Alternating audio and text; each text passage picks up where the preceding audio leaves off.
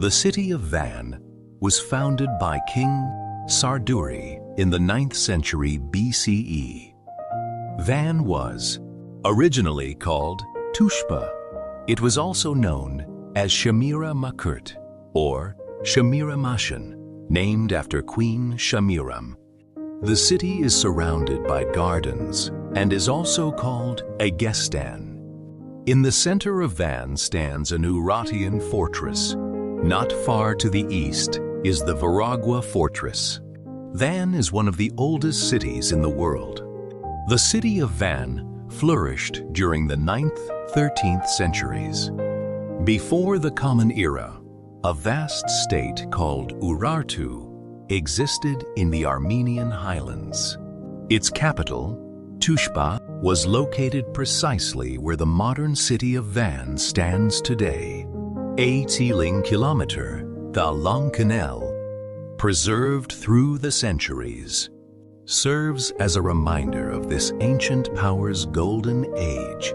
It was built by order of King Manure to supply the heart of the country with fresh water, since the water from the salt lake is undrinkable. However, the mighty Urartu could not withstand its conflicts with the Assyrians and eventually collapsed. Ancient Armenian states began to form on its lands. Over the years, the shores of the lake belonged to the Persian Empire, Alexander the Great, Greater Armenia, the Kingdom of Vaspurakan, the Seljuk Empire, and the Timurids. Van had roughly the same population before the Armenian genocide. The area surrounding Van, which for many millennia served as the capital of Armenia, as did the entire shoreline of Lake Van, is replete with monasteries, the heart of medieval life in our country.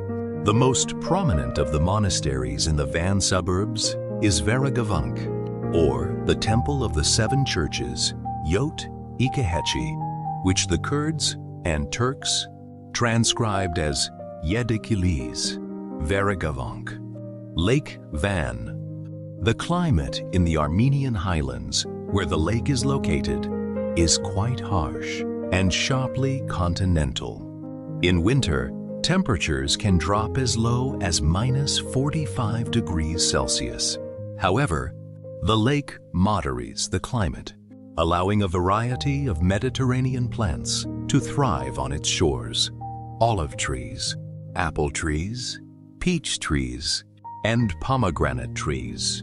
Local residents are actively engaged in gardening. The deep turquoise water has a salinity similar to that of the sea.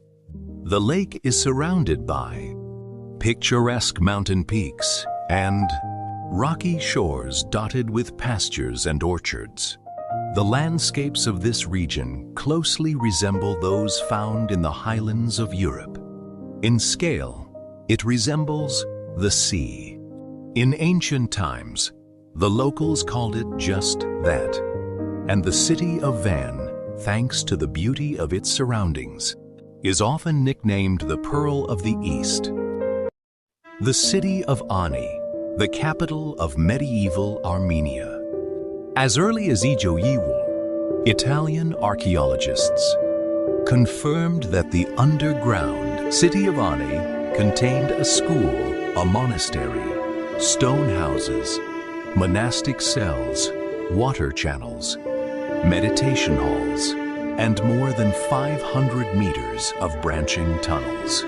To date, at least 823 individual structures and caves have been discovered in the underground city of Ani. In 830 BC, Sardur I, king of Armenia, founded the capital city of Van near Lake Van. Other names for the city include Tos and Tushpa. Reading the place names, Tus and Tushpa, from right to left yields the Armenian words Past and Pashat, meaning resinous and prickly. Ancient Armenian the city of 1001 churches. In the lost city of Ani, the ruins of Armenian cathedrals, churches, and temples can be seen. Today, the city is located in eastern Turkey. Ani lies on the border with modern-day Armenia and is designated as a UNESCO World Heritage Site. Adventurer Jeremy Curl visited the city in 2016, capturing the area with drones. The photos are published below. Ani, the medieval capital of Armenia, part of the Western Armenian-Turkish border, runs along the Akurian River. Along the riverbed, high on a plateau overlooking the gorge, lie the ruins of the medieval city of Ani. The majestic spirit of the ancient Armenian capital still lingers there. Today, looking at the ruins, it is difficult to imagine the true scale of this lost heritage. At the end of the 10th century, Ani also became the spiritual center of Armenia. The Armenian Catholicosate was relocated there. It was during this historic period that churches of all sizes began to be built, and Ani was solemnly dubbed the City of 1001 Churches. The 11th century was marred by attacks from both Byzantine and Turkish forces. The Turks, however, as is well known, handed the city over to the Kurds. The city remained under their control until it was captured by the Georgians' army of Queen Tamara in 1200. Under the rule of vassals appointed by the queen, Ani began to recover, returning to prosperity and well-being. The first loss of the Armenian capital. In the mid-13th century, Ani was captured by the Mongols. This triggered the first waves of migration.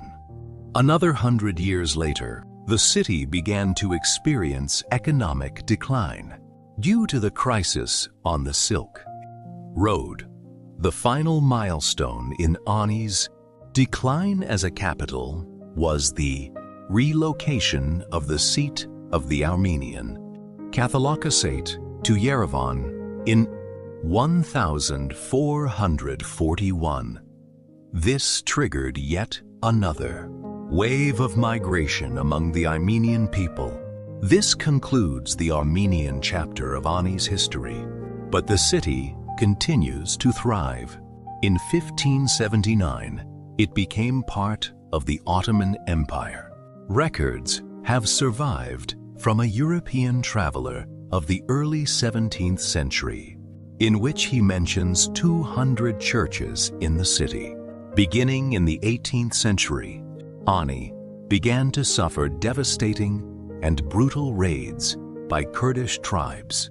The city gradually emptied, and by the early 19th century, it had finally fallen silent. The land of the Armenian kings, the city of Kars. Kars, an Armenian city, was the capital of the Armenian Kingdom of the Bagratids, from Ju by Arshaba to Ju Liu Yi, and capital of the Armenian Kingdom of Kars from 961 to 1064. Kars was the center of historic Vanand, and from Iba-Tiba to Ijo-Ichi, it was the Russian Kars Governorate, headed by a governor-general. The Kars Fortress, an ancient Armenian city and the capital of the Armenian Kingdom of Kars, was ceded to the Turks under the 1855 Treaty of Paris in exchange for Sevastopol, Balaklava, and other Crimean cities. Kars, rebuilt in the mid-1850s under the guidance of British engineers, was one of the strongest fortresses in Asian Turkey. When you stand in the courtyard of the Kars fortress, right up against the wall, The entire city lies at your feet. The church, the Kaz River, the Vardan Bridge, named after the town's madman who roamed the streets. In the 19th century, the ruins of the Armenian quarter and the famous sulfur baths. Once you've seen the fortress, it's impossible to forget. And the whole time I was walking around it, I kept thinking, how could they have left it to the Turks?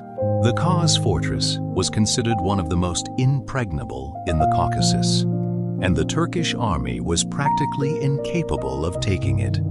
But the Russian army, or rather, its special forces, the Cossacks, captured it 3 times. The entire civilized world knows about the sacking of Kars by Tatar troops. The fall of Kars on October 30th, 1920, is one of the most tragic chapters in Armenian history. Thanks to its geographical location and the weapons at its disposal, Kars was able to resist the enemy for many months and significantly thwart its plans. The city's residents, having witnessed what the Tatars had done to the people of Ani, hurried to bring the city keys out to meet them, hoping they would spare them. But the Tatars, inflamed by their lust for plunder and fearing no one, did to them exactly what they had done to Ani. They plundered their property and possessions, exterminated the population, laid waste to the city, disfigured its beautiful appearance, and carried the inhabitants off into captivity.